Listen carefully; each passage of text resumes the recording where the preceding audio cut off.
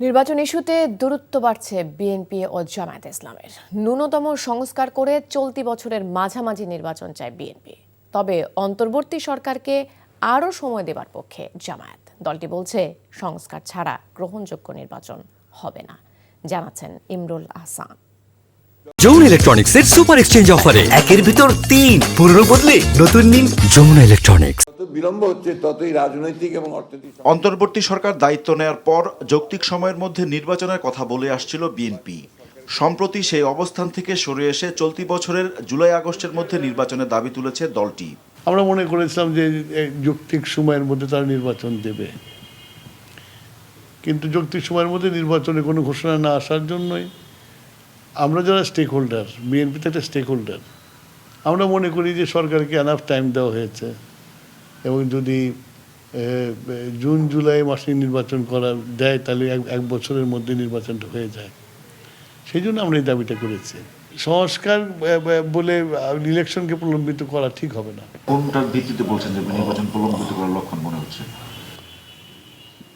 তোমার এটা হইতে পারে, হবে তো বলে নাই, তাহলে কি দাঁড়াইতেছে? তবে তাদের সাথে একমত নয় জামায়াতে ইসলামী। সংস্কার অসম্পূর্ণ রেখে তাড়াহুড়া করে নির্বাচনের বিপক্ষে তারা। 15টা বছর আমরা একটা নিরপেক্ষ নির্বাচনের জন্য যদি অপেক্ষা করতে পেরে থাকি, তাহলে 2-3-4 মাস আগে হলো কি পরে হলো, that is not matter. Important হচ্ছে ইলেকশনটা ফেয়ার হচ্ছে কিনা। আমি আপনাকে 4 বছর সময় দিলাম, বাট ইলেকশন যা তাই হলো, তা আমার এই সময় দিয়ে এই রক্তদান কোনো কাজে আসবে না। এজন্য আমাদের কাছে টাইম ফ্যাক্টর নয়, ফ্যাক্টর হচ্ছে যে নিরপেক্ষ নির্বাচনের জন্য প্রয়োজনীয় সংস্কারটা কখন হচ্ছে, দ্যাট ইজ ইম্পর্ট্যান্ট। অন্তর্বর্তীকালীন সরকারকে তো আমরা খুব লং রানে বলবো না যে আপনি 5-6 বছর থেকে সব কিছু করে দিয়ে যান। ওনারা তো এসছেন জনগণের নির্বাচিত প্রতিনিধির কাছে ক্ষমতা হস্তান্তর করার জন্য। সেখানে যতটুকু সময় লাগবে আমরা অতটুকু সময় তো দিব। সংস্কার এবং সংস্কারের সময়সীমা নিয়েও ভিন্ন মত রয়েছে দুই দলের। কেবলমাত্র নির্বাচন কেন্দ্রিক সংস্কারের পক্ষে বিএনপি, আর সংস্কারের জন্য অন্তর্বর্তী সরকারকে আরও কিছুটা সময় দিতে চায় জামায়াত। ইলেকশন কেন্দ্রিক সংস্কারগুলো করলেই তো হয়ে যায়। শাসনতান্ত্রিক সংস্কার, তারপরে অন্যান্য সংস্কার, প্রশাসনিক সংস্কার, এগুলো পার্লামেন্ট লাগবে, ডিবেট হবে, ডিবেট হয়ে সিদ্ধান্ত হবে। ঠিক আছে, রিপোর্ট দিয়েছে, আমরা রিপোর্ট সম্বন্ধে আমাদের মন্তব্য দিচ্ছে, আমাদের নেতারা দিচ্ছে। এখন একটা নির্বাচিত পার্লামেন্ট হলে সেই পার্লামেন্টে বসে এগুলো আলোচনা করে যদি গ্রহণযোগ্য হয় গ্রহণ করা হবে। ইলেকশন সিস্টেমের রিফর্ম,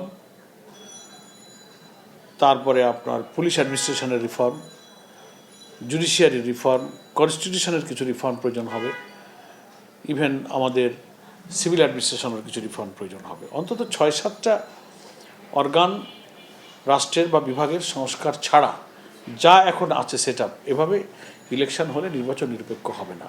আগামী 6 মাসের মধ্যে নির্বাচনের সাথে সংশ্লিষ্ট বিভাগগুলোর সংস্কার তারা শেষ করতে পারে, তারপর তারা একটা নির্বাচনের রোডম্যাপ ঘোষণা দিয়ে নির্বাচনের দিনক্ষণ ঘোষণা দিতে পারে। এখন একটা প্রশ্ন হচ্ছে সেটা কত, সেটা আমি হয়তো দিন, মাস, ঘন্টা বেঁধে দিলাম না। That is up to government, যে কোন সময়ের মধ্যে সে সংস্কার কাজটা শেষ করতে পারবে। জুলাই আগস্টের গণহত্যার বিচার চায় বিএনপি জামায়াত দুই দলেই। তবে আওয়ামী লীগ নির্বাচন করতে পারবে কিনা তা জনগণই সিদ্ধান্ত নেবে বলে মন্তব্য করেন দুই দলের সিনিয়র এই দুই নেতা। Imrul Ahsan, NTV news, Dhaka. যমুনা ইলেকট্রনিক্সের সুপার এক্সচেঞ্জ অফারে একের ভিতর ৩ পুরনো বদলে নতুন নিন যমুনা ইলেকট্রনিক্স।